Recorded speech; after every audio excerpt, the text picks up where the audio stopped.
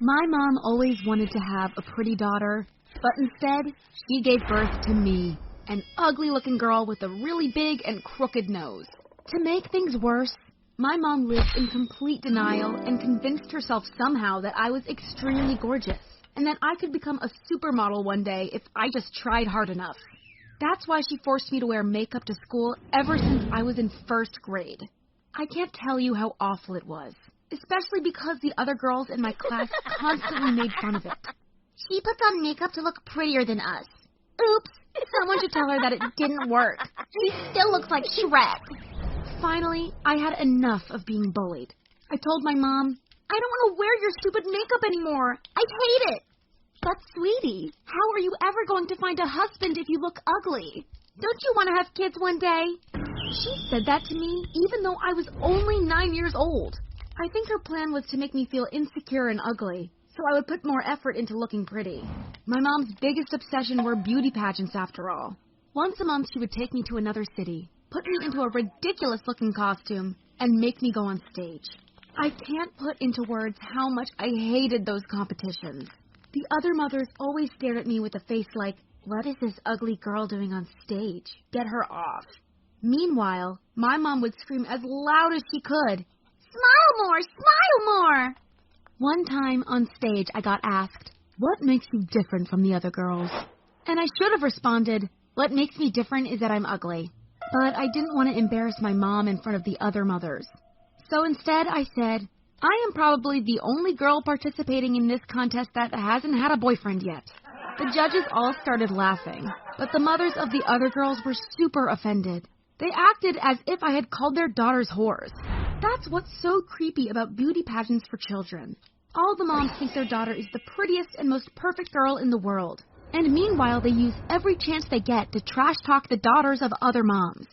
I once even overheard a mom say, did you see that girl in the blue dress? She was so ugly. Next time, she should wear a paper bag over her head. It was such a toxic environment, and I desperately wanted to get out of it. But the more competitions I lost, the harder my mom made me practice at home. On weekends, I had to practice poses and strutting down the catwalk until my feet were sore. The only day I got time off was when my mom took my little brother to his chess practice. She really wanted him to become a chess grandmaster one day. But whenever my brother played, my mom would stand behind him and whisper into his ears what his next move should be. If my brother didn't follow my mom's chess advice, she would pinch his arm. And worse, my mom had no idea how to play chess. So because of her interference, my brother lost all his games. And it's no wonder that he built up a lot of anger over time. For his 12th birthday, my brother really wanted an Xbox. But when my mom gifted him another chessboard, he had a complete meltdown and threw the board with full force at my mom's forehead. Not only did she get knocked out, but she also got a big scar in the middle of her forehead that you can still see today. After that, she never forced my brother to play chess again. Unfortunately, I didn't have the guts to stand up to my mom and hurt her. Instead, I just kept losing beauty pageants. And over time, she came to the conclusion that it was my fault I wasn't winning because I was too fat. Today, you will start your diet and only eat 2 apples. You have to get skinny.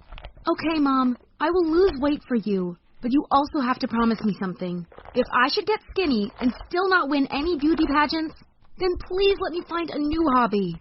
Don't worry, sweetie. You will win. It's guaranteed. Well, guess what? I lost a couple pounds of weight and went to another pageant. The judges had known me for years and seen me lose every single contest. So, out of pity, they decided to let me win for once. Of course I knew I didn't deserve to win because I was the ugliest of all contestants. But I still appreciated their kind gesture nonetheless. Unfortunately, my mom didn't get it. She believed that I had won the contest because of the diet she had put me on. She said, if you lose some more weight, you will become the next big supermodel, I promise you. Afterward, she forbade me from eating anything over the weekends. Mom, you can't take away my food. You are starving me. Starving you? I would never do that. It's called fasting. Religions have practiced fasting for millennia. Luckily, I knew better. Kids require lots of food and nutrients to develop. So, I asked my brother to bring me food at night and in secret. Meanwhile, my mom posted hundreds of photos of me winning that one beauty pageant on Instagram, always with the caption, "Prettiest girl in the world." But unfortunately, my classmates found out about it and made fun of me for it again. You must have bribed the judges to win that beauty contest. Don't think you can trick us into believing you are prettier than us. You probably think I should have simply refused to participate in any more beauty pageants. But I didn't want to disappoint my mom. She was working in a call center selling life insurance, and every day she came home from work and told me, "Oh, I hate my job so much, I want to kill myself." Meanwhile, you, sweetie, you are what keeps me going. One day you will become a famous model. Well, I wanted my mom to be happy, so I continued to do whatever she was expecting of me. But on my 16th birthday, she did something truly disgusting. She gave me a folded paper and said, "Here is your birthday present, sweetie." I unfolded it and read 3 words. Free nose job. You must be kidding me. No, I'm not. You always told me that you think you are ugly, so let's change that. But I am fine with being ugly. I will never look like a model. And that's okay. Sweetie, I think you already look gorgeous. But why not make you even prettier? The following weeks, my mom spent all her free time showing me celebrities who had gone under the knife to look better. She was most impressed by Bella Hadid, who went from below average looking to being super gorgeous and hot. She continued, "Attractive women make more money, find better husbands, and are generally treated better by society. Why should you put up with having a big, ugly nose when you can change it?" Did my mom just say I had a big, ugly nose? Before, she had always insisted that I was the prettiest girl in the world. So this comment really hurt and made me feel insecure. But it gets worse. My mom asked our neighbor's son to come over, and while secretly filming him, she asked, "Do you find my daughter attractive?" My mom asked our neighbor's son to come over, and while secretly filming him, she asked, "Do you find my daughter attractive?" "Oh, I don't know her well." "Be honest. We both know she isn't pretty. But on a scale from 1 to 10, how would you rate her?" "Well, to be honest, I think she is a 1. Later, my mom showed me the video, and when I heard that the boy thought I was a 1 out of 10, I started crying. My mom was hell-bent on making me feel insecure, and her plan was working. Meanwhile, I'm also a pretty open-minded person, so I asked myself what the downside of getting plastic surgery was.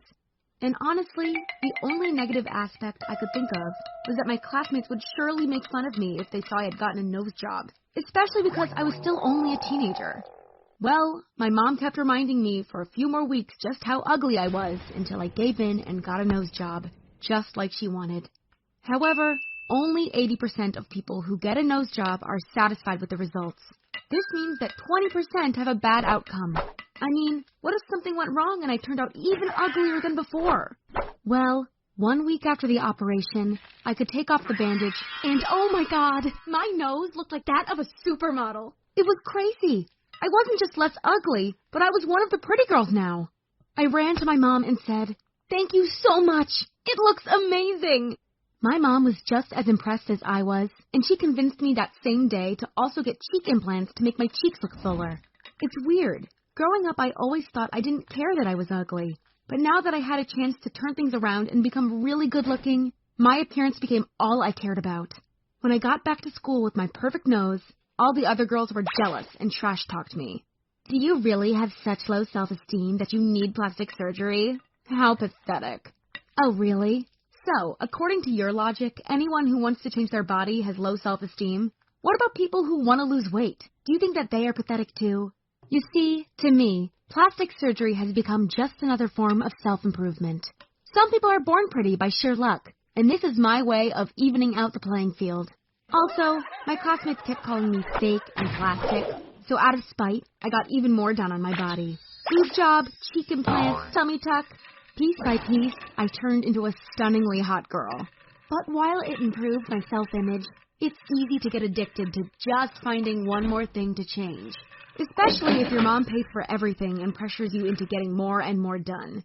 She recently told me, "You know that I got $60,000 in debt to buy you all that surgery, right? You should start searching for a guy who can pay that off, or else I'm screwed because I have to pay 12% yearly interest on this debt." Yeah, I'm still only 17, and my mom wants me to seduce rich guys to make money. I guess everything comes with its price. In the end, I'm not sure if enhancing my body made me a happier person. Right now, I'm always comparing myself to other girls. And whenever I'm not the prettiest girl in the room, Alone. Even my friend Mandy was there. She was going to be my maid of honor. While we were eating, Dad suddenly started bragging about how I had become a doctor, and Anna was working at a nail salon. Dad, I don't work there. I own it. I also make nail art videos on TikTok. It's viral. Whatever. It isn't as important as being a doctor. Look at the life she's made for herself.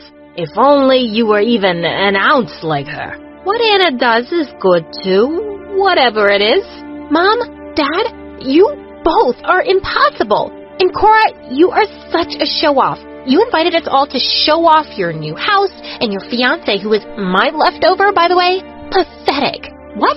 I invited you because I wanted to make you my bridesmaid, but you don't deserve it. And Eric was with you a long, long time ago. So just get over it. Remember, he dumped you? After that, Anna glared at me and all of a sudden threw the soup in my face. My eyes burned. I wiped my face and then ran after her outside. I would have slapped her hard if Dad hadn't pulled me back. For the first time ever, Mom and Dad stood between us and tried to stop the fight instead of just yelling. Girls, stop this at once. Anna, how can you do this to your sister after how much she helped you? Huh? What do you mean? Anna, it was Cora who gave you the money for the nail salon, not me. She told me not to tell you. She looked shocked for a minute, and then she turned angrily to me. Why? You helped me just to shove it in my face, huh? Anna, you are impossible. The party is over. After everyone was gone, I felt so sad thinking about the hate Anna had for me. I knew we were this way from the start, all thanks to our parents, but after school, both of us hadn't tried to make things better. On the day of the wedding, I really wished my family was complete and Anna was there. Right when it was time for me to walk down the aisle, someone barged in. It was Anna, dressed in the pink bridesmaid's dress with tears in her eyes. I'm not good at this, Cora. I wanted to say I'm sorry. I'm so sorry for everything. I was a bully. I had so much anger bottled up, and I took it out on you. Please forgive me. Anna, you came, and that's all that matters now. Yeah, I couldn't miss this. Let me say this, Cora. I can't promise to be nice to you all the time, because that's just not how our relationship works. But I swear, I will try my best to make it up to you for the rest of my life. And to prove it, I want to apologize to Mandy, too. It was unbelievable to see Anna say sorry to Mandy. The two of them hugged. And when I learned that Anna had visited Mandy's place to talk, I was happy. My sister was trying to change herself. I am sorry, Anna. I'm sorry, too. Let's get you married now. Hey, I'm Sarah, and for the last few years, I've been going to this super expensive private school for rich kids. Let me share a few stories of the craziest things I've seen happening here. First of all, almost all guys in my grade have several sugar babes. It really sucks. I mean, how shall I find a boyfriend in school if most guys here can date pretty much any model they want? You see, I'm just a normal girl. I grew up middle class. And only when my perfect mom, who is both a professor at a prestigious university and super beautiful, married a well-known Wall Street billionaire, I suddenly had to move to New York City and was put into this school for rich kids. At first, I felt super uncomfortable here. Everyone wore designer clothes and looked at me like I was a misfit. Maybe because I wore H&M and didn't have the latest iPhone. The cool kids completely ignored me, so I asked my mom's billionaire husband if he would give me some money for shopping. He kindly gave me $200, but I told him, I'm sorry, but that's just not enough.